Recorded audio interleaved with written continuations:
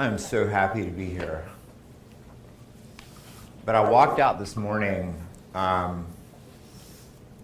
having worked weeks thinking about this conference and told my wife, who's a priest, an Episcopal priest, not a Catholic priest.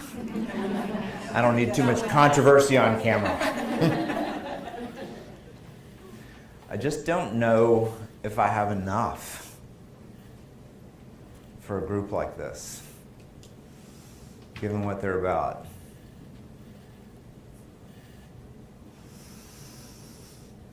And so she said, then shut your stupid computer and just talk. I got 57 slides ready for you guys. And so I'm going to at least show you 2. I mean, 57 slides, that takes a lot of work, you know? Because I really, really care about this. I don't know exactly how to make the slides go forward, but somebody at some point is going to come up and show me. So when they do come down, there we go. I woke up this morning and I was going to put the finishing touches on this talk because I wanted to look smart. I wanted to dress better. So I dressed like this because I just showed up the way I show up in front of patients. I've started showing up like this. I mean, I take care of kids with cancer. They don't care. They're happy when I show up like this. And their parents, most of the time, are happy that I don't show up in some intimidating way that asserts authority over them. But instead, I just show up saying, I want to help you. I want to help your kid. I am who I am. Call me Ray. 10% of the people don't like that because they want an authority to show up. Somebody who's going to walk in the room and say, I know every other hospital said they can't cure this, but I can. But a lot of times that's a lie. And it's a lie I've committed multiple times. And it's a lie I'm still tempted to. And it's one of the lies that an institute devoted to the science of caring is going to have to learn to resist. It's a hard lie to resist, though. Because when people walk in, eyes bright, at your academic institution, where there's hope, unlike some hospital out in nowhere, it is so tempting to want to cut straight to hope in the form of we can fix everything. And if there's anything that the science of caring is, in my opinion, as a doctor who has failed over and over and over again to tell the truth, and who is finally, because of my long tutelage with children, families, nurses, and 1 or 2 physicians, but very few, sadly. If there's one thing that I've learned, it's how to approach the truth that when we move past the last beacon of cure, that doesn't mean we've moved past the last. Welcome. We were waiting for. I was going to wait for you, actually. No, go ahead. Go ahead. I can start over. I'm just kidding. See, I do this, and believe it or not, I still get paid, but I do have tenure, and that helps. When we've moved past the last beacon of cure, what this group reminds us of, and what made me so hesitant to think I could possibly get to the end of preparing, is that we never, ever move past the last beacon of care. And we have got to start understanding in medicine the difference between what it is to cure, which if you can cure me, do. I'd love to hang around. I have stuff I want to do. But But we have got to learn that cure and care are not synonymous, and that even when we reach the limits of cure, we have not reached the limit of care. If I had known that 20 years ago, I would have saved so much money in counseling. I'm not kidding. So I woke up today, and that was the headline, "Why Do Doctors Commit Suicide?" And I thought, good Lord. What a great news article. The New England Journal, JAMA, a bunch of different venues are publishing more and more articles on physician depression, suicidal ideation, desire to leave the profession.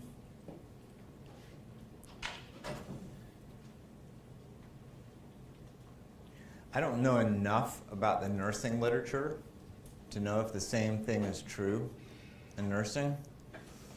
I do know that my career as a doctor was largely saved by two things. One is the occasional patient and family who showed up and helped me learn how to be a doctor. And the second thing, and probably more important,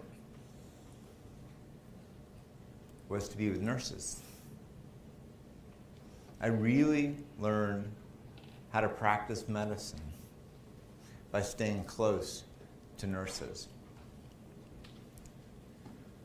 I didn't realize when I went to medical school that the thing I had hoped for, the thing that I had anticipated, the thing that I had identified as my vocation, was much closer, in truth, to nursing than to what it looks like to show up as a doctor.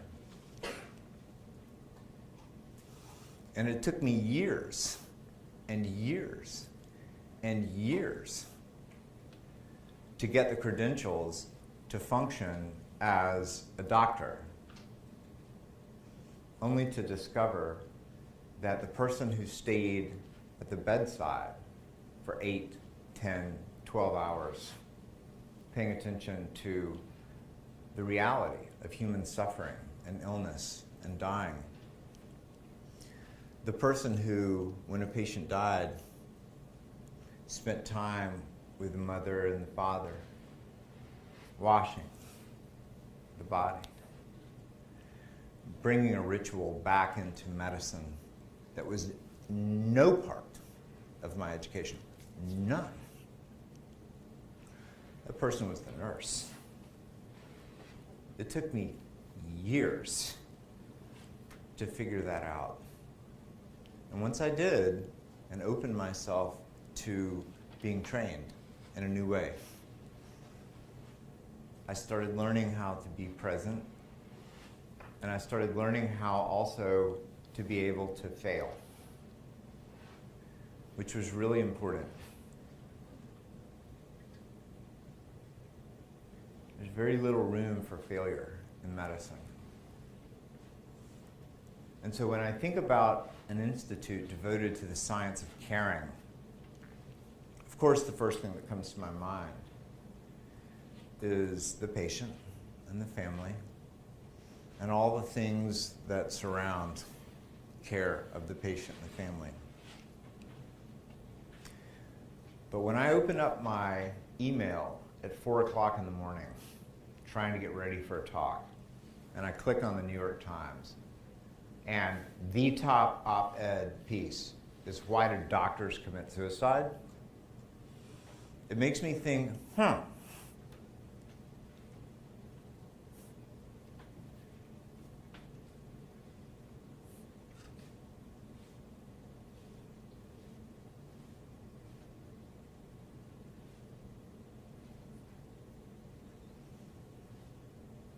do you ask someone who wants to commit suicide,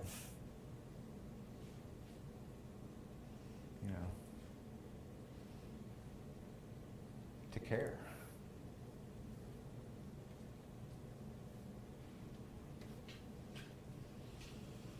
It's hard to reach patients in one way. It's easy in another way. The easy way is that they're captive because they're sick, and the only way they're going to get better is for me to prescribe something and for the nurse to deliver it and for us to see what happens. In the hospital, sequestered, away from their community, away from their family, stuck in a bed with rules that include vital signs every 3 to 4 hours, no matter what, no matter how desperately sleep is needed.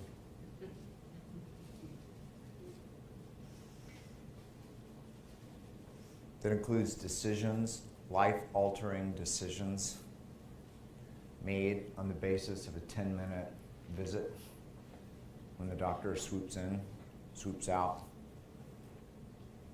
without asking anyone else. It's important here. Where should our decision go? That makes for a really hard environment to teach doctors like myself who for years and years and years and years and years didn't know how to practice medicine until I came to the point where I thought I was going to have to leave medicine. And it was the lessons in care that I learned day by day, week by week, month by month, from a handful of patients and a handful of nurses. Those were my 2 schools for learning how to be a doctor. It wasn't until I learned from them that I was able to keep going. And so when I heard about an institute on science of care, I mean, all science is knowing stuff. Everybody did science when they were 4 and they looked down at the ground and they saw a bug. And they watched it and they counted the legs. 1, 2, 3, 4, 5, 6. And they watched its habit as it burrowed underground. That's science.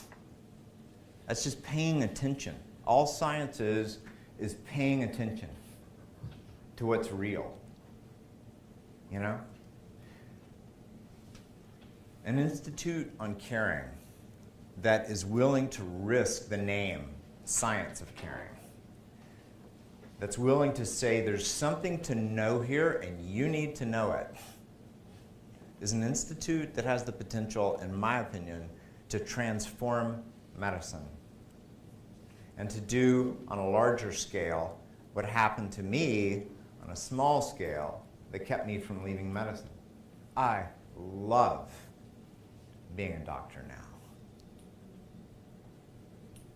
But it's because of a small group of patients and a small group of nurses who taught me how to be a healer. That's why I was so intimidated at the idea of coming to this and speaking. Because I'm a beginner. I mean, I'm a learner. Why would you ask a learner? Somebody who absolutely does not feel qualified to teach this, but who's just a few years into recovery.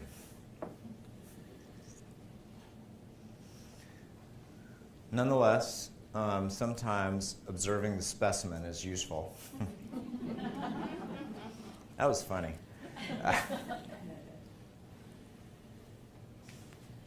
And so I'm going to show you a couple of things. Why do doctors commit suicide? All right, why do doctors commit suicide?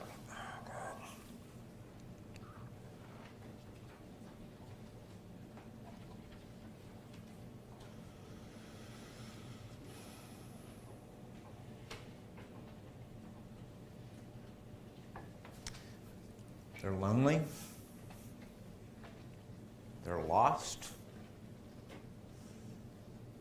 They've forgotten why they went into this. They look at other people who are doing the work of care, and they wonder why their entire day is filled with electronic medical records, billing, Metrics, I don't have anything against billing. I don't have anything against metrics, and I have nothing against keeping good records. But they want to kill themselves. And I've had friends kill themselves. And I know why they did it.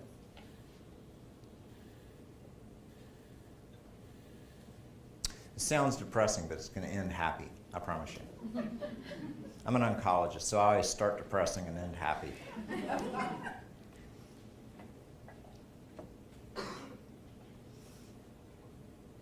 They kill themselves because they're lost, they're lonely, they've forgotten what matters.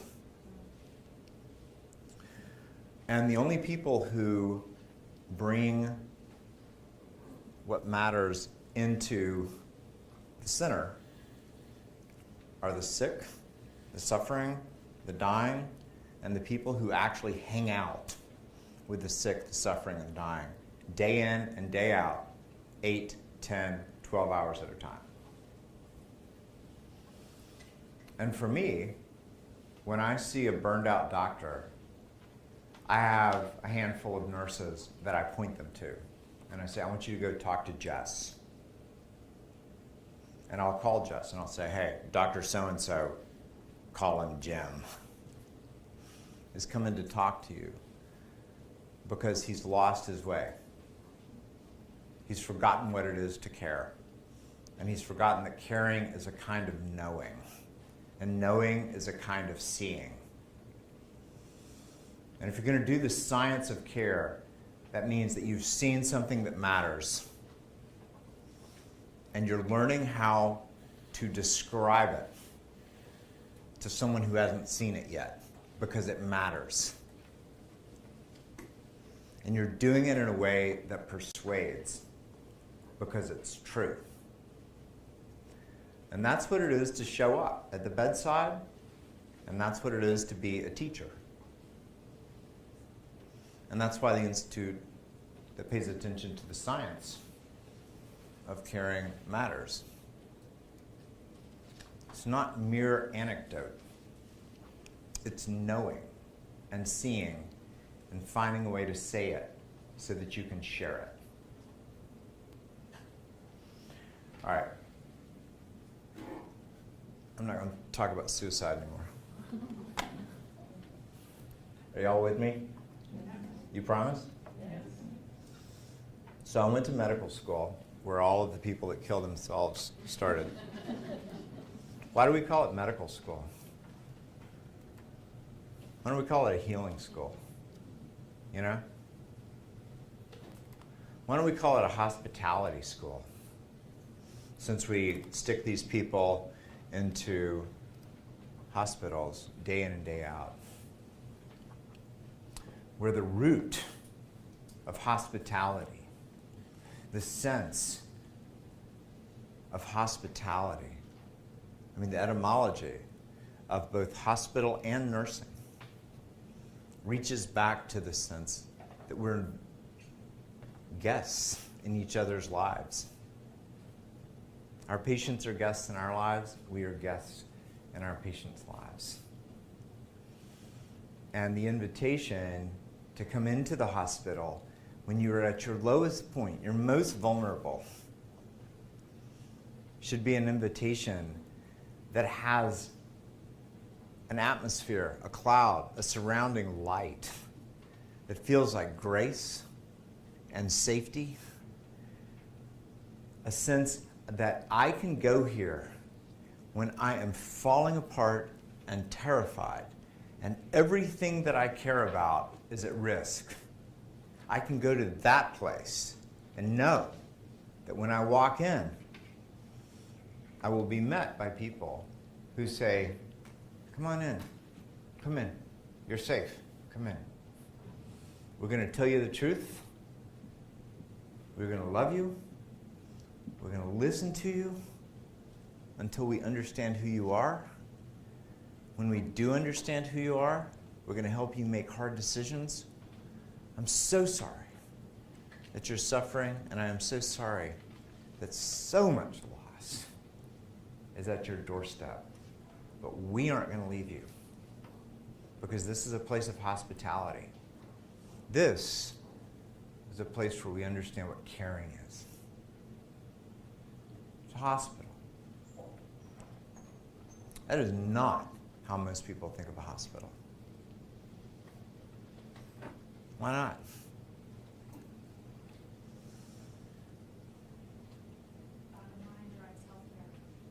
That's one reason, right there. Let me see if I can find my next. I'm gonna pass right by this one, and then I'm gonna listen to, because Anne was about to say so. Did you had an answer, right? Were you about to talk to me? Hang on a sec. I'm gonna get all past this. See, these are nice pictures. Isn't that nice?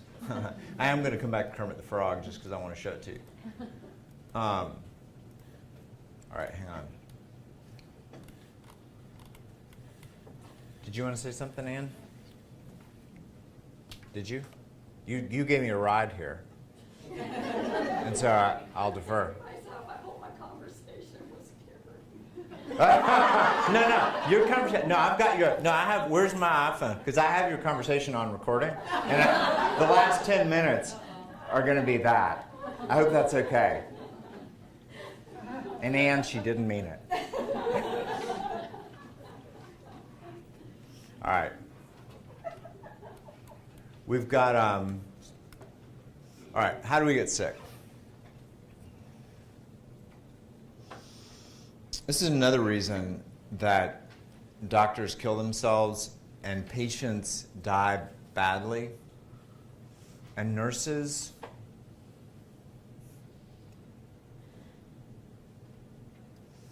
because things are set up the way they are.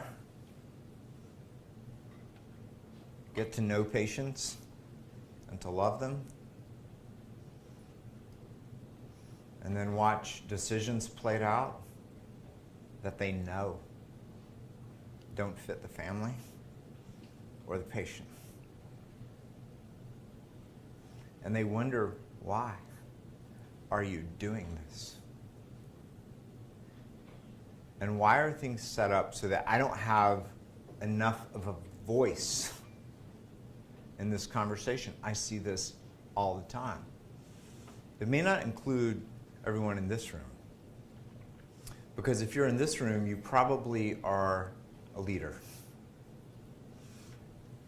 And so you don't wait for the team to come to conclusions and for a family to passively just absorb whatever the doctor, who may be ill in one of 1,000 ways, has led the family to.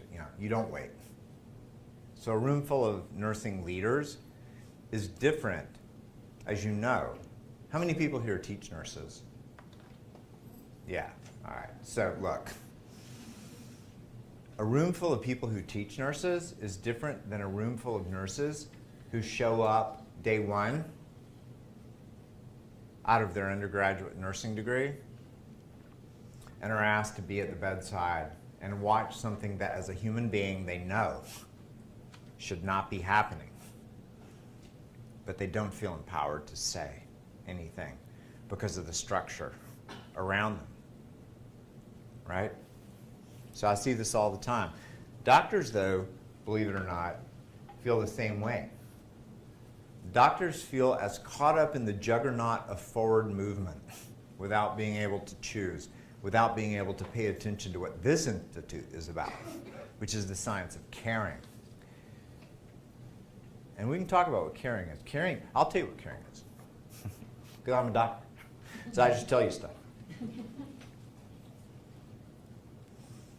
It's seeing somebody as they are and saying, well, what's worst on the inside of what it's like to be you, and how can I help you? I mean, there is so much about the science of caring that is also the history of being human. There's so much about the science of caring that is fundamentally about the question, how do we love? How do we see who someone else is? And a critical thing that does not happen enough in medicine How do we let who you are change the way that I see things? How do I let your words, your personality, your reality, your goals change the way that I make plans, that I make recommendations, that I respond to you? There's a lot of science devoted to asking that kind of question. There needs to be a lot more of that science because it gets to the heart of something that is fundamental in why many doctors kill themselves, many teams disintegrate, and many families and patients feel disenfranchised and lost in a place called a hospital that has forgotten what it is to be hospitable.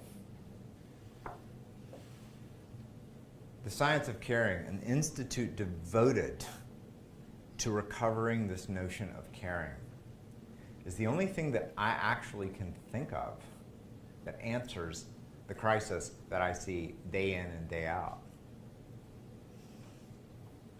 That's why I didn't want to come give a talk.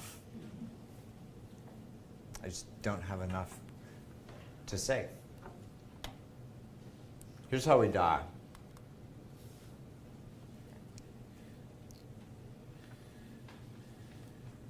Sarah, yeah, that's where we start. That's me. I just turned 50 on Wednesday. Good Lord. Who said that? The dean. The dean said it, therefore it is. Exactly. 30 years, dean. We get sick when you're my age, and you go to the hospital and they do lots of stuff, and they make us a little better, but not quite as good as we were. We go along 51, 52. I'm getting there, people. You're not going to like this. You're not going to like this part. And we get sick. And we work really hard, day in and day out. The nurses, the doctors, the respiratory therapists, everybody's there. Dragging us up, but not quite where we were. It happens again, it happens again. And along the way, we keep moving towards this thing that we just do not know how to talk about. Hospital gowns. Why do they make hospital gowns like that? No, that's not it. Now, this is not romanticism, the idea that it used to look different. It just did look different. I turned 50 on Wednesday, and I remember it looking different when I started medical school. I know it looked different. This painting points to something that a great doctor who ruined everything named William Osler, who is my hero and, well, ruined everything. I'll tell you both. I'll tell you why he's my hero, why he ruined everything. He's my hero because this picture is about him. And he said it's more important to know the person who has a disease than to know which disease the person has. This is the guy that introduced evidence-based science into medicine. This is the guy that started the first formal residency at Johns Hopkins. This is not a guy who was an enemy of science as knowing. He just knew that part of knowing well is knowing fully. part of knowing fully is knowing who it is you're taking care of. And the only way you get to know who it is you're taking care of is to pay attention to that middle word that starts with C, which is care. Osler knew that.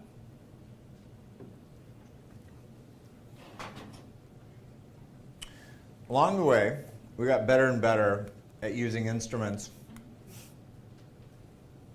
to poke, prod, measure, evaluate pieces of other people,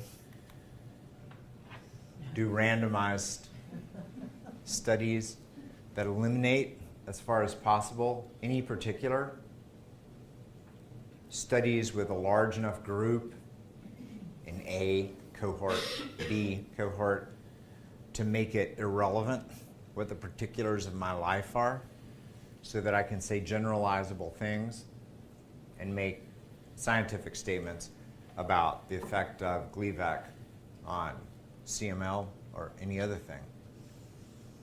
I mean, I got tenure doing that stuff and absolutely value it.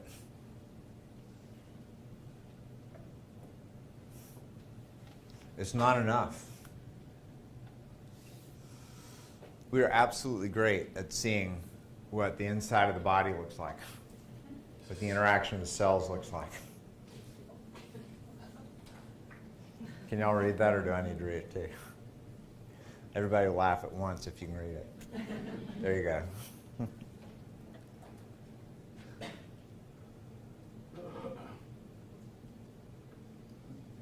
Seeing the inside of the electronic medical record and what shows up as a sodium or a potassium or an x-ray or a CAT scan or a biopsy result is important. But no one that I know, I have never met a single person, including doctors, dying of the disease that's going to kill them. I have never met one person who experiences their illness as a potassium level, a biopsy result, a CAT scan. They experience their illness as what's threatened. Is that your phone, Ann? Are you serious? We are here to honor you at an institute that is devoted to your name, and your phone's going off in the middle of the talk. And it's being recorded on camera. So anyone else who wants to make a call or update your Facebook, go right ahead.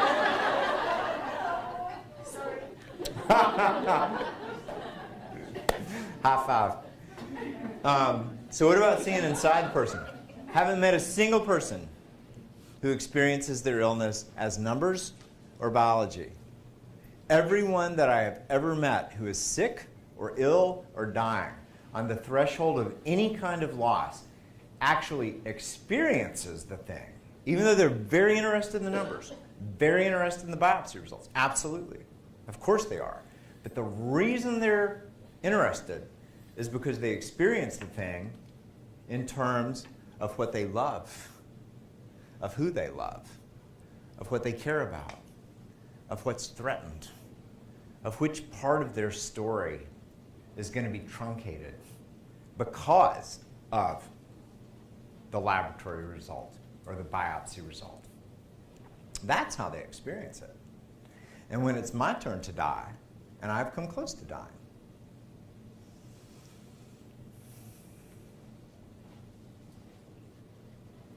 that's how I'm going to experience it. It's not that I don't want you to calculate correctly the rate on the IV pole of the poison that the oncologist has ordered to try to make me better. I do want you to calculate the rate correctly. And for God's sake, don't let a doctor touch that poll. We have no idea what those little buttons do. The only button I know on the IV pole is silence.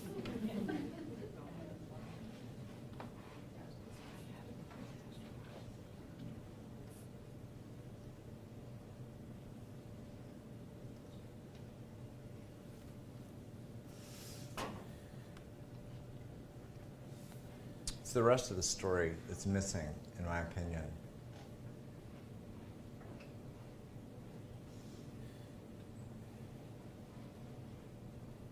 And for those of us who want to do this a long time, to be perfectly honest,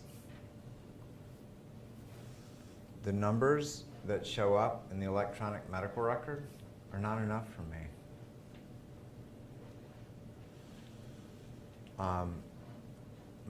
The review of RVUs in my annual evaluation is not enough for me. Given the threshold that I stand on with people, with 13-year-old girls who are about to get chemotherapy that will make them sterile, with mid-20s young mothers whose Ewing sarcoma recurs, but locally, and the only way we can take care of it is to cut the leg off. Everyone in this room could name 1,000 stories of loss and sorrow and heartbreak, which is the threshold that we live on the edge of. And again, it is not that I don't care about fiscal responsibility. It is not that I don't care about whatever RVUs. I don't even know what RVU stands for. Don't yell it out.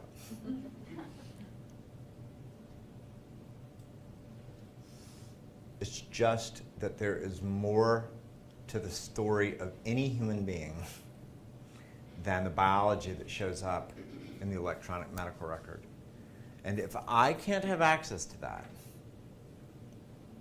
if I am so inundated with the tyranny of the urgent, with distraction, that I can't actually pay attention to the one thing that makes me want to stay in the game, which is I want to be with you when you're sick. 5 minutes? Does that mean 5 minutes before I have to stop talking, or 5 minutes before we, period? No, 5 talking and just. And then we can have discussion. Okay, 5 minutes. Okay, I've just been told 5 minutes, but that was just between me and Ann. All right. I'm not a number. My patients are not numbers. Labs are a number. Money is a number. Numbers can numb. And I wish I'd used that as my title. I just figured that out this morning. Actually, I wrote that red line 5 minutes before I came over here. But it's that numbing sense. It's not that numbers aren't important. It's just that we cannot let numbers numb us. And that's why this matters so much. And just like Rahm Emanuel said, never let a good crisis go to waste. Well, he was right about that. And we're in the middle of a crisis. We are in the middle of a monumental crisis that is driven by the most powerful economic forces that we've ever seen in this country. And that is also driven by the perpetual force of the human experience, fear, terror, and avoidance of death. It is a crisis on a scale unlike almost any crisis that we've seen in recent history, because it is not the Twin Towers. It is not Iraq. And those were powerful crises. It is the entire country. It's not the tragedy of 4,000 people dying and the crumbling of buildings after 2 planes fall. It's 55 million people who can't find access to care. And that just means basic levels of care. But if you take your imaginations as nurses, as teachers, as people who pay attention, up higher into the level of saying, well, what's it like for the global experience, including people who have great insurance, and you say, how well are we doing at the science of care? I think that everyone in this room could agree that we have a long way to go, and it matters that this place exists, and we're grateful for the work that Anne has done to lead us into it. There you go.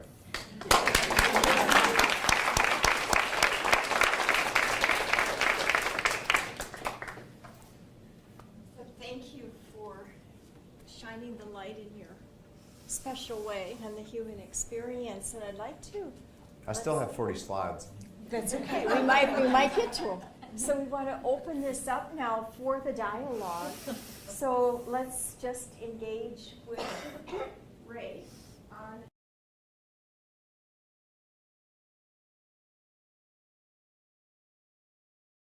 ideas that you've heard, things that matter to you. So we'll take like 40 minutes. And I don't have to be the focus. You can talk amongst yourself. I mean, if there's anything that the Institute means, it's yeah, just. No, I don't want to put you on the spot, but I will. And I wondered if you could tell us a story about a time when you learned to care from one of your patients or one of your nurses. Oh, absolutely. Oh gosh, I could do this all night.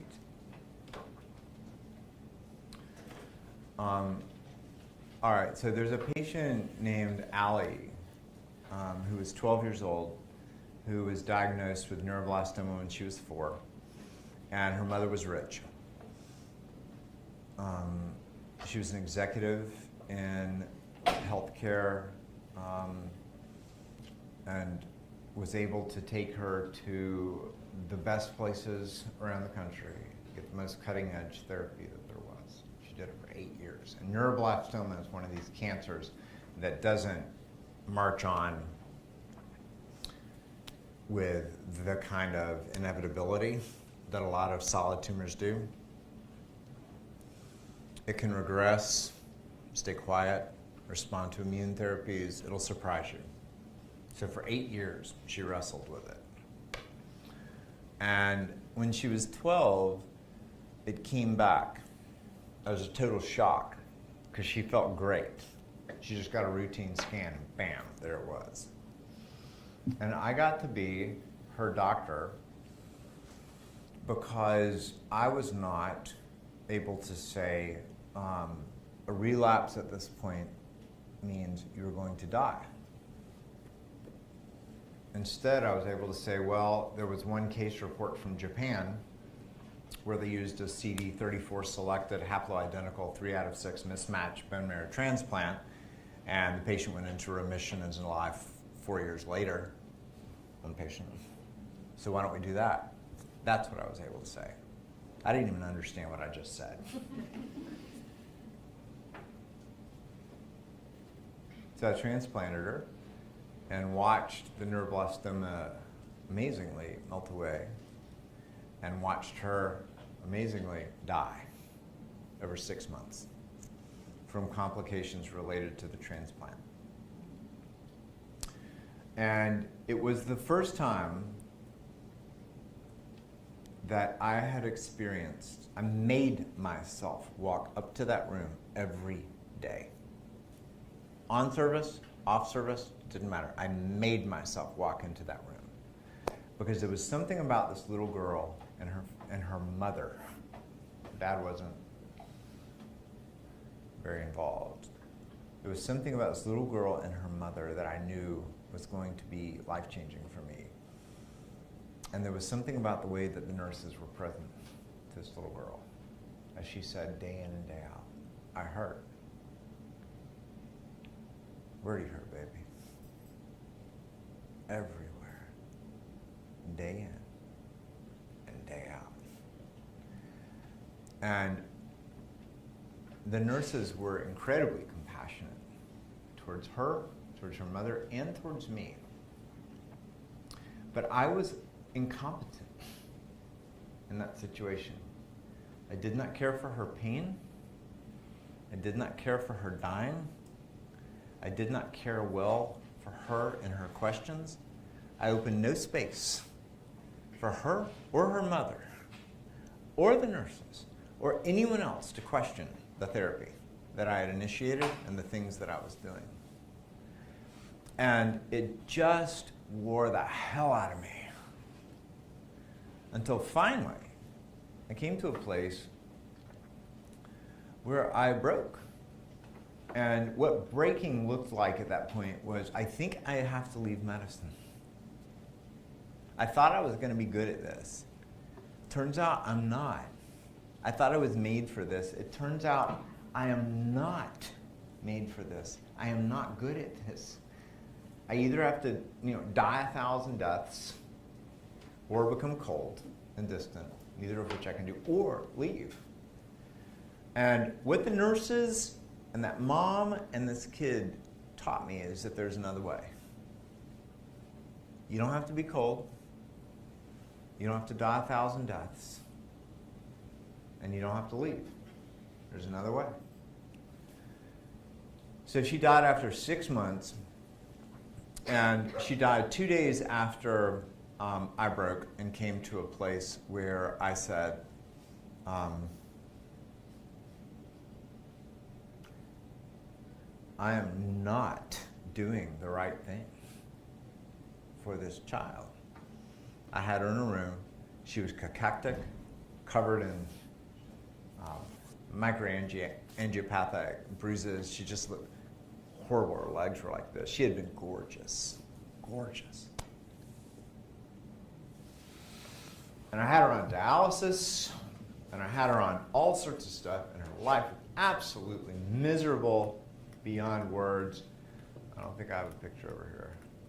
Absolutely miserable beyond words. Well, here's a picture of the pain. I asked one of my patients with Crohn's disease to draw me a picture of pain. She's an artist, 15 years old. That's the picture she drew.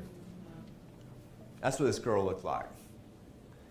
And I couldn't bring myself until 2 days before she died to accept the reality where she was at, I was cared for by nurses. I was cared for by this girl. I was cared for by her mother. I was cared for all three before this girl died. After she died, I stayed in touch with the mom for years and years and years, and the nurses cared for me for years and years and years and continued to teach me. But it was, in my life, a major failure because I did not pay attention to her suffering. I did not pay attention to the reality of her disease. I did not pay attention to anything except my drive to fucking kill the neuroblastoma, no matter what it takes. And I knew I wasn't going to be able to do it. And the fact that people stayed with me anyway,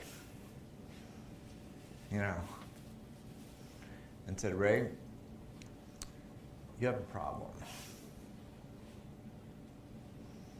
but we're not going to leave you, helped me a lot. That's why I'm still a doctor. I don't really cuss a whole lot, unless it matters. It mattered that time. You're editing this, right? Okay. So I have a follow-up, and thank you for that story. It's a follow-up to your story. So, what's the other way? Yeah. You don't want to die 1,000 deaths. Nope, I don't. Cold. Nope. You obviously have enough medicine. Right. So what's the answer? So they doubled my salary, and that just made me happier. Numbers don't matter. They do when it's your bank account. I'm just kidding. I'm from Duke. Excuse me. Could I just remind everybody this is an on-off switch on your microphone, so when you're finished asking your question, just press again until the red light goes off so that we can record it. So It's perfect. Okay. I'm changing my accent to be like hers. I like it better. So the middle way is that, to be frank. What I discovered is that there were a few obstacles that I had to pay attention to that were, they're just non-negotiable obstacles. You must pay attention to them. One is I am going to die. If I haven't dealt with that, then every patient's death is a reminder of an ultimate reality in my life that I haven't dealt with. And that's going to suck. So if I haven't dealt with that basic level of just being human, then I'm going to stay on the wrong course. Leave, die 1,000 deaths, or become cold. So I have to deal with that. The second thing is I have been an oncologist and a bone marrow transplant doctor for a long time. I have never cured one patient, not one. I have never cured a single patient. Lots of patients have been cured with me participating in the care, but I have never cured anyone. And I have never met a doctor, period, who has ever cured anyone. And I am including a neurosurgeon who has an aneurysm like that, in Congressman X, who has control over the purse strings of the entire economy, who goes clip. That doctor did not cure Congressman X. Guess who did? That doctor, plus the scrub nurse, plus the circulating nurse, plus the anesthesiologist, plus everyone who kept the lights on in the room, plus housekeeping, plus the people that made the sterile gloves, plus on and on and on and on. Now, the corollary to that is that I've never failed to the extent that a lot of doctors take on, as though everything depended on me. And that's a very lonely place to be, and it's a lie. Once you realize that you don't cure people, you are part of a team that tries to help people as well as we can, no matter where they're at. Then you can let go of this complex that makes every death my personal failure, So getting used to my death, letting go of every single death as my personal failure, those were two things that were important. But the third thing that's related to care is paying attention to the person in front of me. And instead of walking into the room with a sort of chaotic need of my own to avoid pain by bringing in all the phase 1 trials that the patient's eligible for, and instead just looking at who's in front of me and being mindful and just paying attention to who they are, which is a way of saying caring about them. Caring about who they are. That absolutely revolutionized my practice. And I still have a lot to learn, but when I began walking into the room in that way, I began being able to see how to be a doctor. And what I realized, because I learned this from nurses, I learned the whole paying attention thing from nursing. What I realized is that I can fake for 15 minutes and so can everybody else, including the patient. The patient's always on their best behavior when I walk in for the 15 minutes that I'm there. But you cannot fake for 12 hours.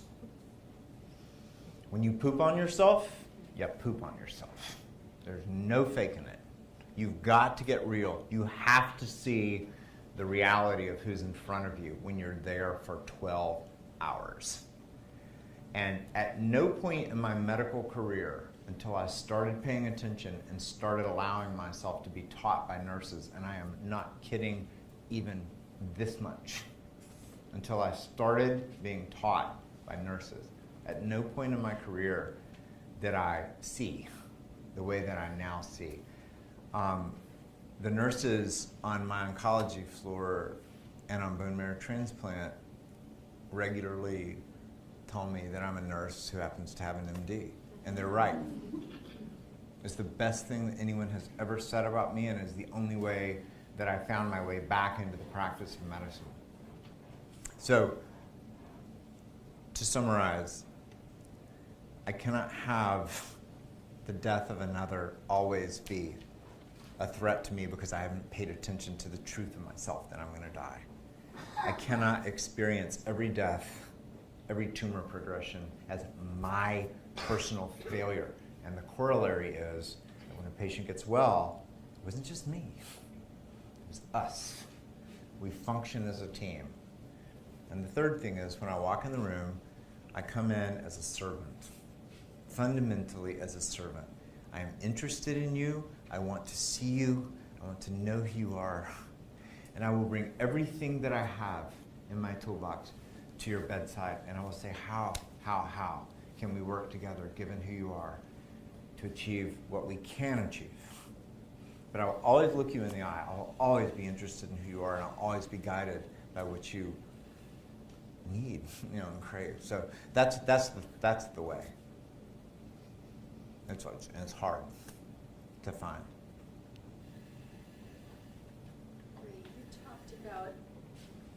You talked about articulating hearing, and that it was important to be able to articulate what hearing is. What would the language of hearing be? So it depends on who I would be talking to. You have a second part of your question? No. No, go ahead. No, that's good. You sure? What would the language of caring be? So I'm still learning it. I mean, I actually think that that's part of the criteria for becoming fluent in the language of caring is humility in the face of someone else's story. And so the reason that I am continuously learning the language of caring and am always a beginner is that when I walk into a room, when I open the door and I walk into the room, whether it's a new patient or someone that I've known a long time and something has shifted, I am prepared to be surprised by who they are. And to me, that is a deep gesture of respect, and it's the starting point for caring, but it means that you're always off kilter. It means that you never walk in knowing a script for how things are going to go, because the only script that there is the reality of who happens to be in the room and what they happen to be suffering and what it is they hope, what it is they fear, And so in one sense, the language of caring has to be a kind of language that has nimbleness that goes beyond the language, say, of soap notes, where the language is set. The agenda is done. We know what we're going to do. We can cite the evidence, we can describe the confidence interval, we can describe the p-value, and we're done. The language of caring is a lot more vulnerable, and it requires a real nimbleness. So I would say that's the first part. The second part, to me, of the language of caring is to take not so much a specified set of words, because everyone has formulas. I mean, I had 1 hour of communication training in my entire education, and that involved look at their eyes. When they're concerned, lean in. And so I'd walk in the room and I'd sit there like this, and people would be like, "What the hell are you doing?" Leaning and staring at me. You're creepy. Is there another doctor here? Sorry.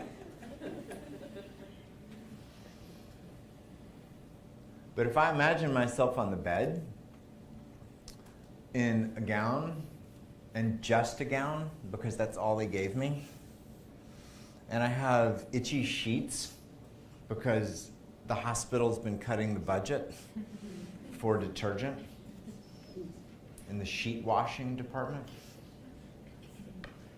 and I have been awake all night long because of my Q3 hour vital signs that not the attending doctor, the intern, decided mattered. And the nurse said, you know what, I think it's probably more important that he sleep than that I check these vital signs every 3 hours. And the intern was like, I just got my MD. Can you put in an order? So I'm awake all night long because the intern decided Q3 hour vital signs. And 8:30 in the morning, the whole team walks in, the attending physician, and she is dressed to the, not like me. White coat, perfect shoes, perfect everything. Third year resident, second year resident, intern, medical student, college student who's gone through HIPAA training so that they can shadow. And everybody's there. And they're all looking down at me, the exhausted person who has just discovered that my lymphoma returned and that I will probably die. And all night long, I've had vital signs. I need to get my imagination into that man's experience and think about what language sounds like that would help me to understand care. And so it's not as predictable as one would think, bred on studies, p-values, and confidence intervals. But the book you just published is full of wisdom about getting to the language of care of the sort that I just described.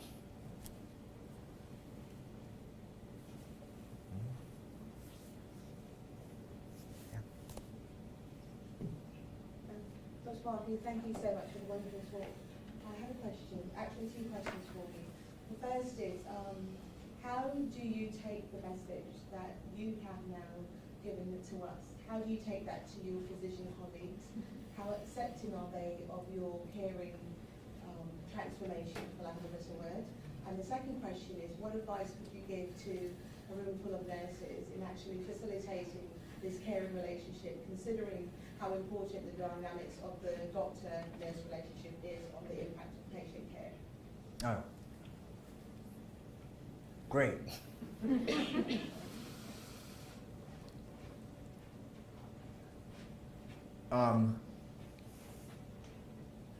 The article this morning about suicidal doctors included a really interesting, the New York Times embeds articles, as they cite things.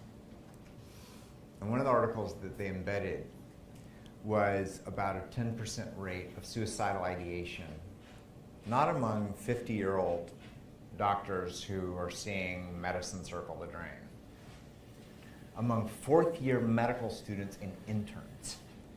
10%.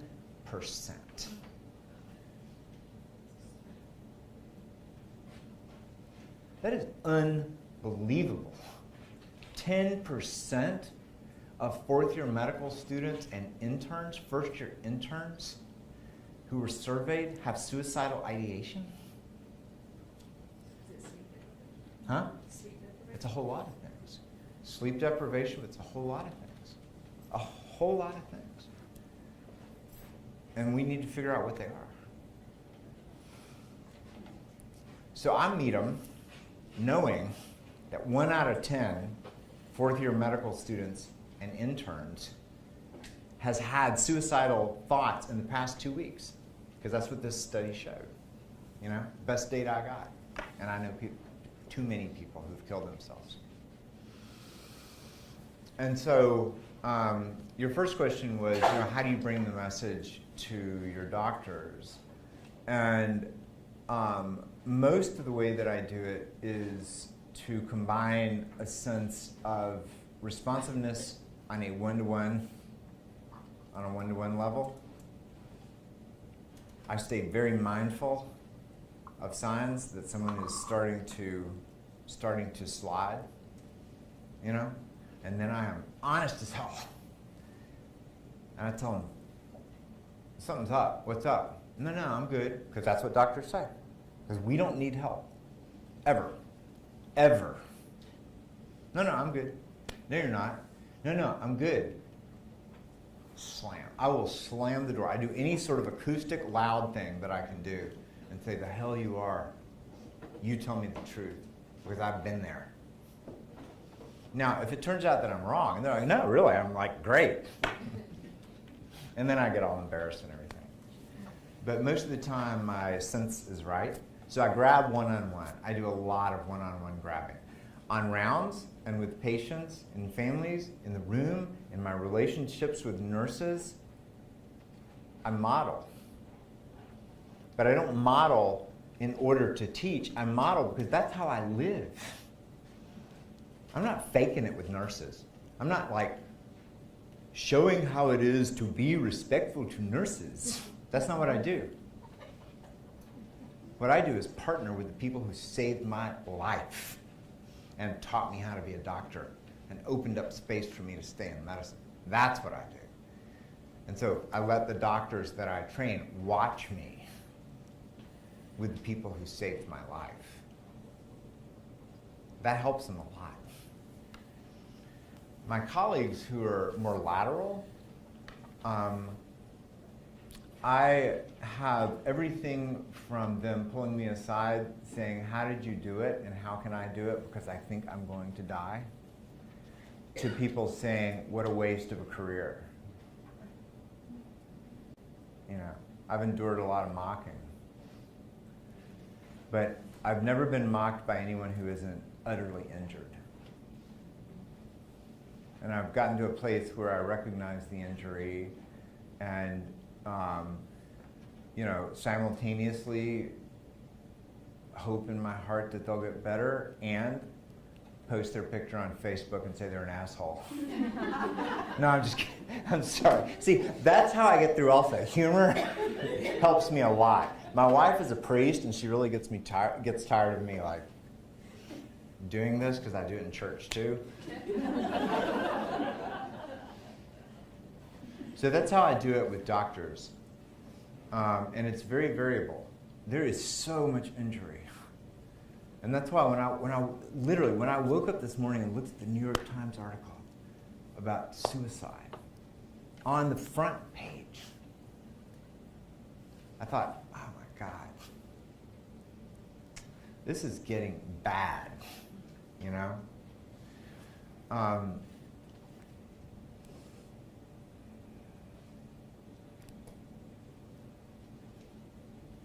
But to model with the nurses for me is simply to be real.